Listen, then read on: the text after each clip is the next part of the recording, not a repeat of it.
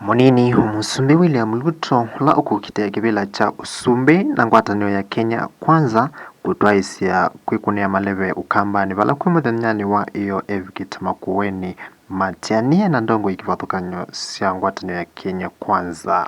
Lakini bado tuko na deni ya barabara ya watu wa Makueni, almost another 250 kilometers, kwa sababu Waswahili wanasema ahadi ni nini? Si ahadi ni deni. Na dawa ya kulipa na dawa ya deni si ni kulipa.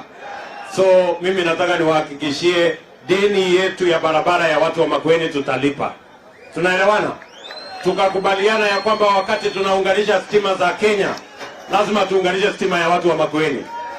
Mulikuwa na stima watu 13,000 hapa in 2013. Saa hizi imefika watu 90,000 tumewaunganishia stima in Makueni County. Mimi nataka niwaambie hiyo program ya kuunganisha mastima haitasimama mpaka tufikishe stima kwa nyumba ya kila mwananchi. Tunaelewana Makueni? Na kazi zingine zingine tulikubaliana mambo ya Twake saa hizi iko almost 70% complete. Ruto nukulia kamba kumuvoya Kalonzo na kumwekea uvuka itina wa Kalonzo kutangaza na kuasia nuwasi ukangwatanio ni ya Azimio. So mnajua sisi ni watu tunamwamini Mungu. Nyinyi pia mnamwamini Mungu. Mnamwamini Mungu. Hebu nione wala anasema tunaamini Mungu dunia hiyo. So mimi nawaomba kwa unyenyekevu watu wa Ukambani na watu wa hapa, tafadhali tuombeane, si ndio? Ule mtu ya kitendawili amemwangaisha Kalonzo, I tell you. Amemzungusha, si ndio? Ama namna gani? Kwa hivyo mumsamehe Kalonzo kwa sababu huyo mtu amemtesa Kalonzo ya kutosha. Lakini sisi hata wakichanganya mambo hiyo, sisi tunajua kitendawili. Mimi nataka niwaulize. Ruto ni waweta laila tawithi yetu amusungukite Kalonzo muno vala wethi wa aikulia akamba meka mukwate mbau nondo wa kuvuthia akamba. Mmekataa kupangwa. Sasa niwaulize nyinyi wangwana wa Makueni. Ati kuna watu wameketi huko na kiburi na madharau, wale wa risasi moja.